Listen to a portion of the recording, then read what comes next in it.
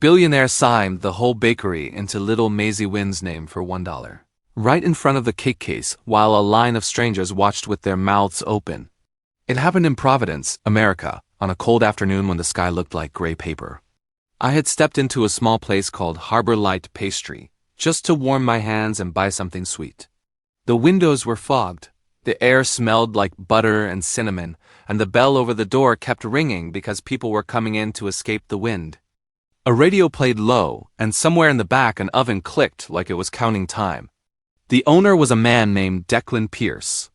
If you heard his name in town, you heard it with a hush, like people didn't want to say it too loudly. They said he had more money than he could spend, that he could buy a whole block if he felt like it. But he never looked loud. He wore a simple dark coat and plain shoes, and he wiped the counter himself. The only thing that gave him away was the calm way he stood, like nothing could push him around. A woman came in holding a little girl's hand. The woman's name, I later learned, was Kara Wynn, and the girl was Maisie. Kara's hair was tied back in a rushed knot, and her cheeks were red from the cold. Maisie's jacket was thin and too big, and her shoes looked borrowed, the kind that slip at the heel when you walk. They stood near the display case but didn't lean in close like other customers.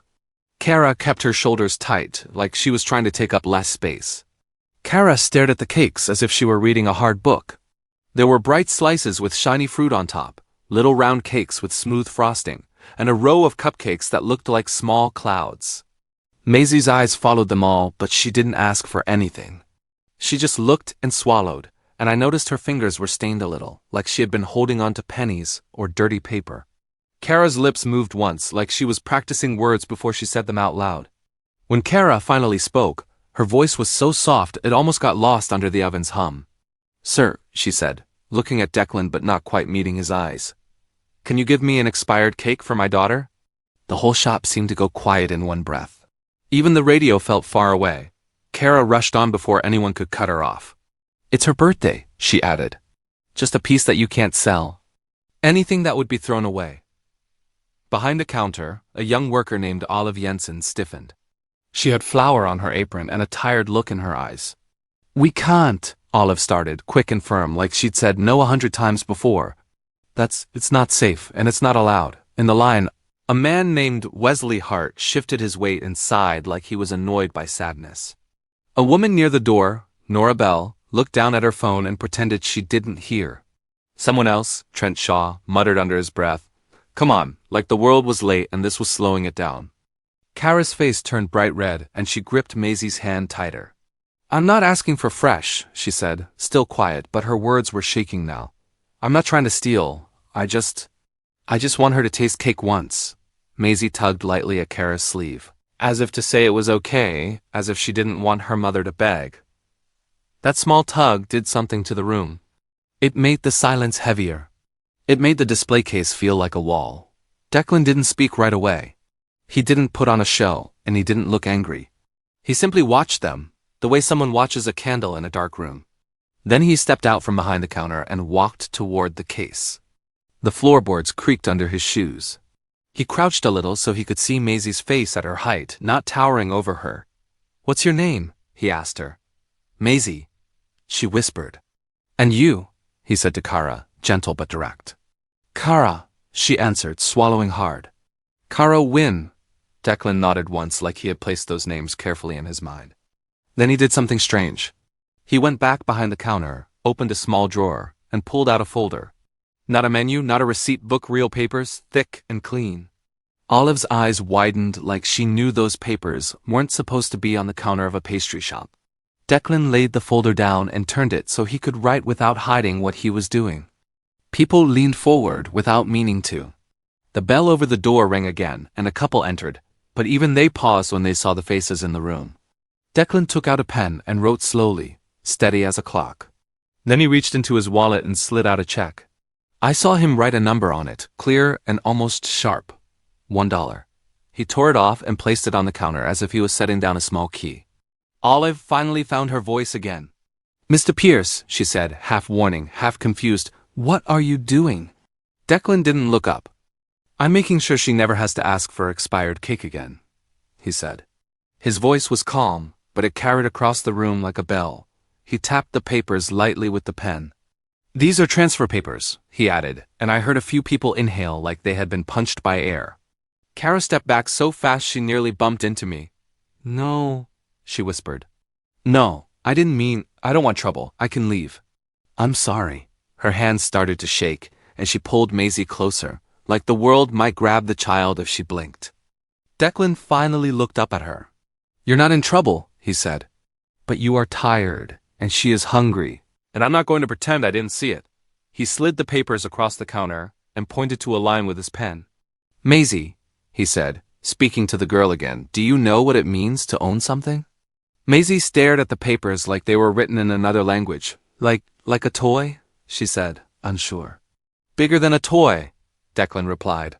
This bakery is yours, today. He said it as plainly as he might say the weather was cold. No smile, no fancy words. Just the truth landing hard on the counter.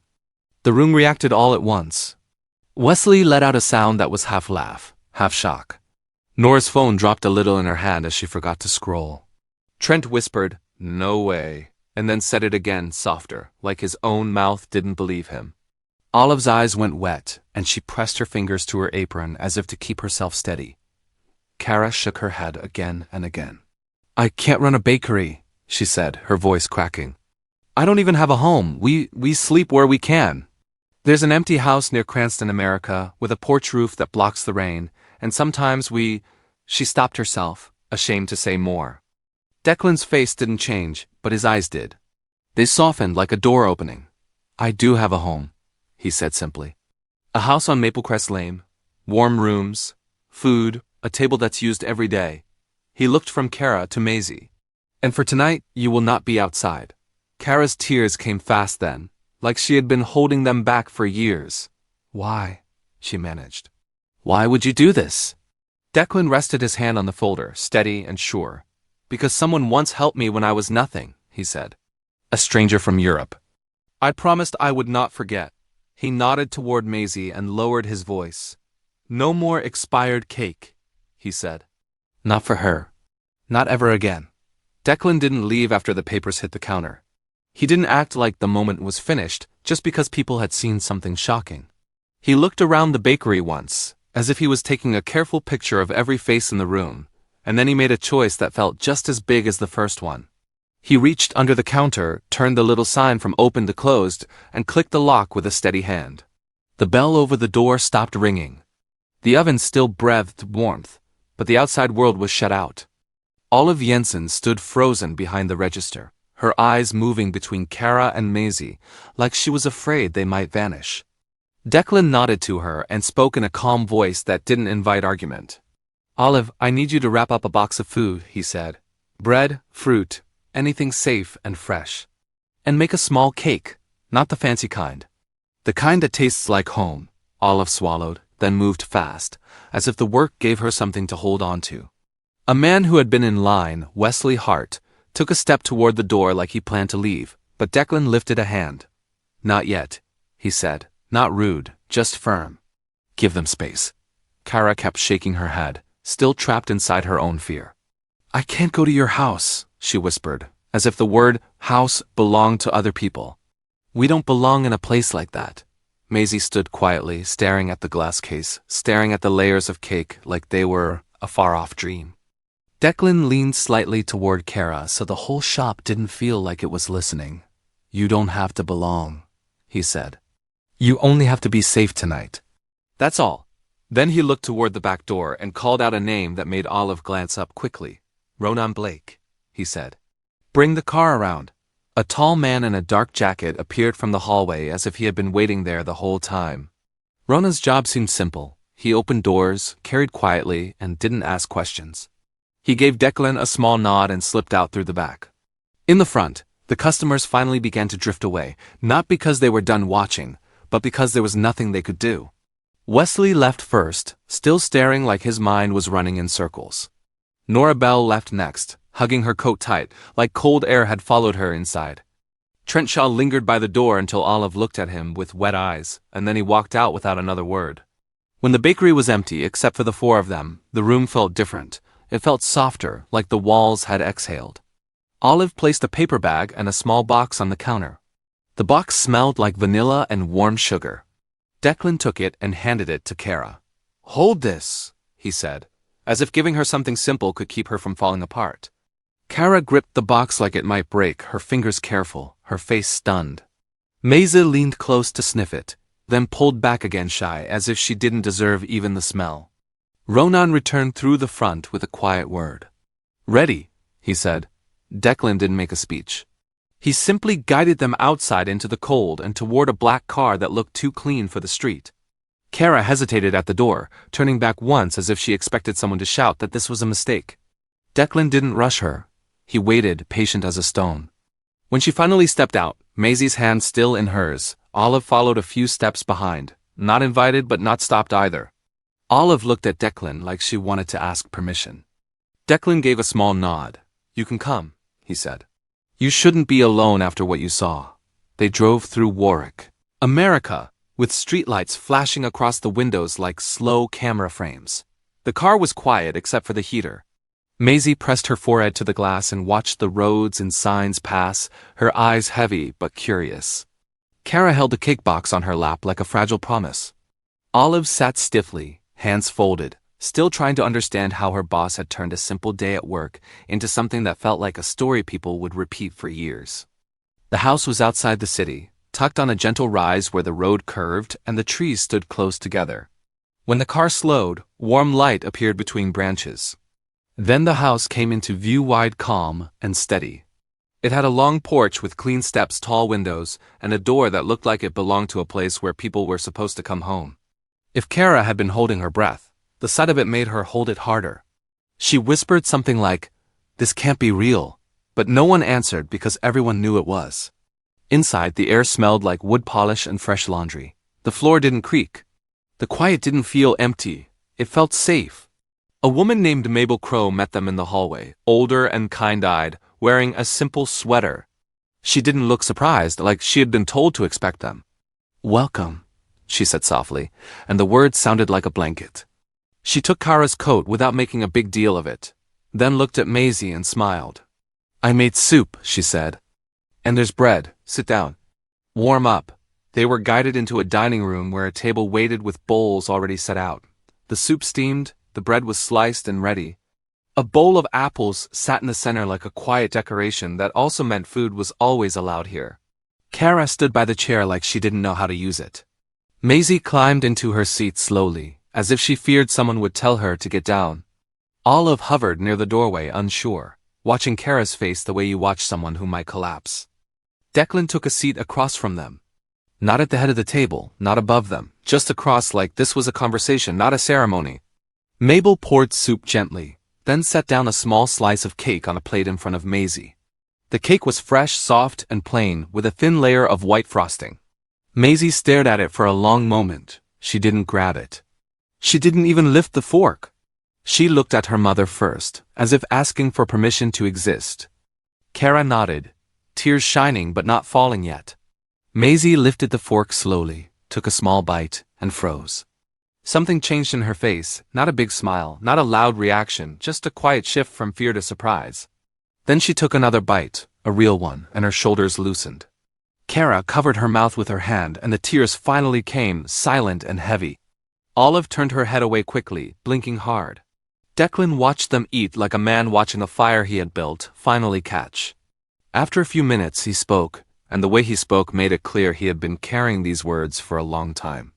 "When I was young," he said, "I slept in a bus station in Buffalo, America. I was hungry, and I was proud, and those two things don't mix well." Kara looked up, startled. Soup spoon paused in her hand. "You?" she whispered, like she couldn't fit the idea into her mind. Declan nodded once. "Yes, and I was helped by someone who didn't know me," he said. "Her name was Elise Marlowe. She didn't ask me for a story. She didn't ask me what I had done wrong. She gave me a meal and a coat and one clean chance." He paused, then said one word that felt like a door opening into a distant room.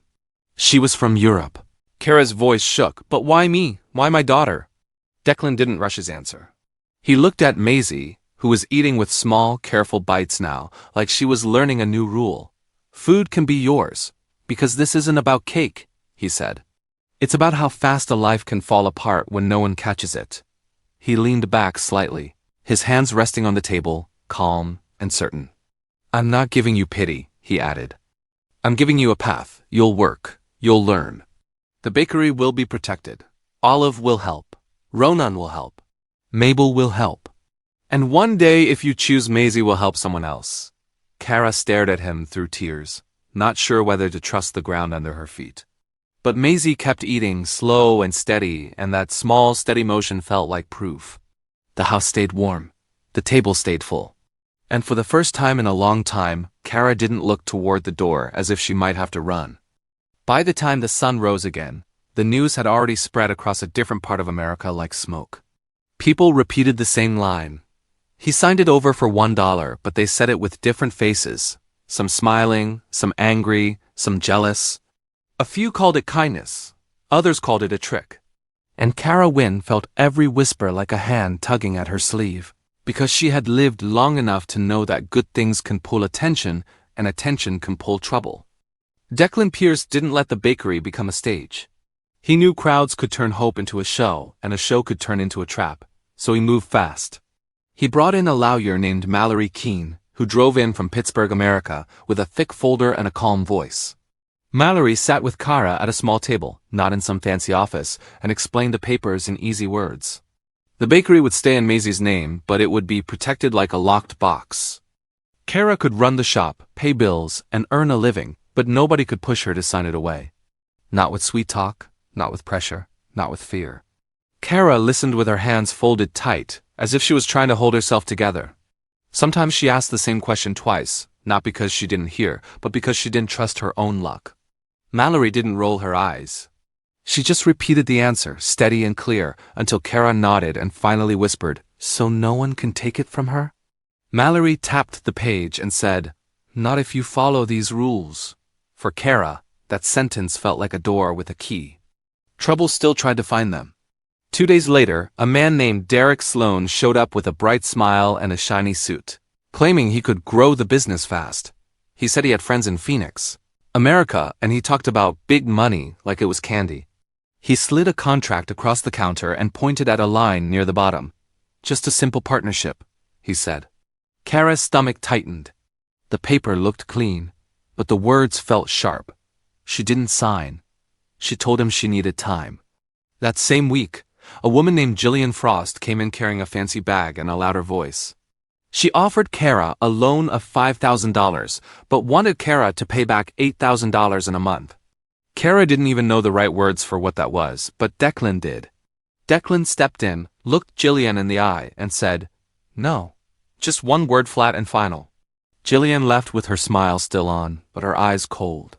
Declan built real support instead of risky offers. He hired a manager named Hector Vance from Omaha, America, a man who cared about simple things, clean counters, fresh ingredients, and steady hours. Hector taught Kara how to order flour without wasting money, how to check deliveries so nobody could short her, and how to write down every cost. He didn't treat her like she was weak. He treated her like she was new, and new can become strong if it learns the basics. He also brought in a trainer named Brielle Camden from Raleigh, America.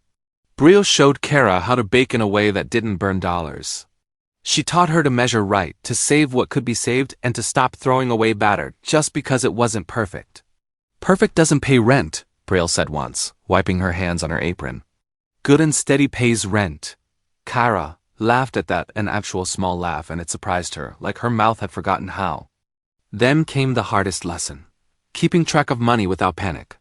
Declan hired a bookkeeper named Simon Red, who came from Sacramento, America, and spoke like a patient math teacher. Simon showed Kara how to list every sale, every expense, every bill, and every paycheck. He explained that being busy didn't always mean being safe. A shop can sell out today and still fail next month, he said. "We're going to make sure that doesn't happen."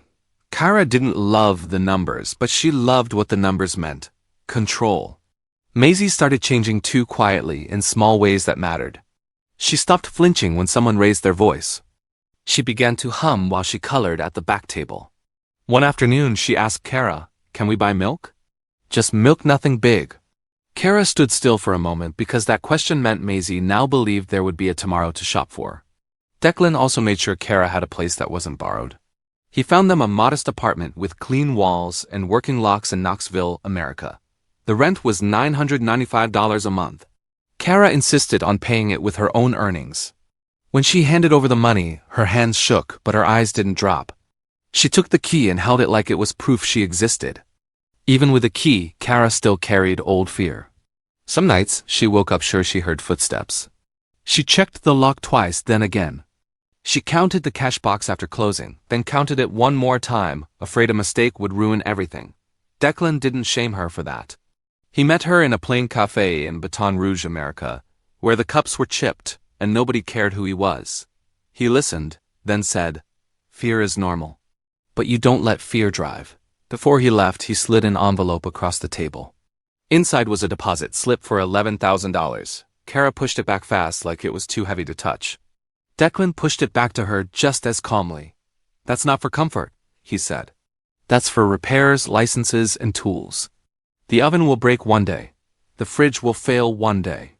When that happens, you don't beg. You fix it." Kara held the slip with careful fingers, like she was learning how to hold hope without dropping it. Outside, cars moved past like nothing had changed. But inside that cafe in America, a woman who once asked for expired cake was learning the price of trust and the way to protect it. Months passed in a quiet, steady way, the kind of time that doesn't feel dramatic until you look back and realize everything is different. Harborlight pastry still smelled like butter and warm sugar, but it no longer felt like a place where people came to stare at a miracle. It felt like a real bakery again, with early mornings, hot trays, and tired feet. The walls didn't shout charity or fame. They whispered something better: work, safety, and a future that could be planned. Kara Wynn learned the rhythm of the shop, the way a person learns a new language. At first, she had to think about every step: how to count change, how to mark orders, how to check the oven timer without burning a batch. Later, it became natural. She still made mistakes, but the mistakes didn't crush her anymore. Hector Vance kept teaching without making her feel small. Olive Jensen stayed by Kara's side like a quiet anchor. And when customers tried to ask too many questions, Olive steered the talk back to bread and cake, where it belonged. And little Maisie grew into the space behind the counter as it had always been waiting for her. Declan Pierce didn't hover, but he didn't vanish either. He showed up like a steady shadow, not to take control, but to make sure the ground stayed firm. Sometimes he came in early when the street was still half asleep, bought a coffee, and sat near the window reading papers that looked boring on purpose. Other times, he came in late, when the last tray was being washed, and he asked one simple question: "Are you okay?" He never asked for thanks. He never asked for a photo. The town tried to turn him into a legend, but he kept acting like a regular man who simply refused to look away. Then came the day that tied everything together, Maisie's 9th birthday. Kara decided the bakery would open earlier than usual, not for business, but for something that felt like healing. They chose a Saturday in Charleston, America, when the morning sun made the sidewalks look clean and bright. Kara hung paper streamers in soft colors, the kind you can buy with a small budget, and Maisie helped tape them carefully so they wouldn't fall. Olive placed a handwritten sign on the counter that said, "Birthday morning, come say hello." It wasn't fancy. It was honest, like everything else they had built. People came in waves. A teacher named Lauren Whitfield arrived first with a few kids from her class, because she said she wanted them to see what kindness can grow into. A firefighter named Miles. Donnelly showed up in uniform and brought a small box of candles, laughing that he didn't want to be late for cake. A nurse named Danielle Morse came straight from a night shift, eyes tired but kind, and she hugged Kara like they were family, even if they weren't. A city worker named Grant Holloway brought balloons. A woman named Sophie Landry brought paper plates. None of it cost much, but it meant everything because it was proof that Kara and Maisie were no longer alone. Maisie stood on a stool behind the counter, wearing a small apron that Olive had sewn from leftover fabric. Someone had stitched words on it in neat letters. Owner small but serious. Maisie tried to look serious, but she couldn't hold it. She giggled, then covered her mouth with both hands as if the laugh was too big for her. That laugh did something to Kara's face. It loosened it. It made her look younger, like she wasn't always bracing for pain. Then Kara did the thing that made the room go quiet again, not with shock this time, but with respect. She walked to the front door and placed a new sign beside the handle. The sign was simple and written in thick marker, the kind of sign nobody could misunderstand. If you are hungry, ask for a warm slice, no questions. Cost $0. For a moment, nobody spoke. You could hear the soft hiss of the coffee machine and the faint scrape of a chair leg. Danielle Morse blinked hard. Miles Donnelly swallowed. Lauren Whitfield looked at Kara as if she had just taught the whole room a lesson without using a single word. Kara returned to the counter and kept moving, because she had learned that if she stopped, the feelings might knock her down. She cut slices, handed out cups, and accepted small bills for people who could pay. A few customers tried to hand her extra money for the hungry sign, but she shook her head and told them, "If you want to help, buy a loaf for tomorrow." That was her way now. Practical, steady, not messy with pride or shame. Declan arrived without noise. No fancy car out front, no group around him. He stepped in as he belonged in the quiet like he always did, and for a second, Maisie froze when she saw him. She didn't freeze because she was scared. She froze because she still couldn't fully understand that a man like him could be real in her life. Karen noticed and set a hand on Maisie's shoulder, gentle and grounding. Declan looked at the sign by the door and didn't smile widely, but something softened in his eyes. He walked to the counter and placed a small box down, light as air. "Happy birthday," he said to Maisie, simple as that. Kara lifted the lid. Inside was a fresh cake, white frosting, small flowers piped neatly around the edge, and Maisie's name in clean letters. It wasn't the most expensive cake in the world, it didn't need to be. It was fresh, that was the point. Kara's voice shook when she spoke, but she didn't hide it. "I used to ask for expired cake," she said. The words were plain, but they landed deep. The room stayed still, listening. Declan nodded once like he respected that truth. Kara took a slow breath, and she looked not only at Declan, but at all the people watching. "Now I want to give fresh cake," she said. "For free when someone needs it. The way you gave us a fresh start." Her eyes filled, but she kept standing. "I don't want my daughter to grow up thinking hunger is normal." Declan didn't clap. He didn't turn it into a show. He leaned down so he was level with Maisie and spoke quietly, like the rule belonged to her and not to the crowd. "Do you remember what we talked about?" he asked. Maisie nodded, serious now. He said, "Say it." Maisie looked at the sign near the door, then at her mother, then at the room full of people who had come to witness the life she now had. In a small, clear voice, she repeated the rule like it were the strongest thing she owned. "When I'm big," Maisie said, "I help someone small." And that's how the day ended. No fireworks. No loud speeches, just a warm bakery in America, a child eating fresh cake without fear, and a mother who turned her old shame into a promise that would feed someone else, one slice at a time, paid for in dollars that were finally building a life instead of barely keeping one alive.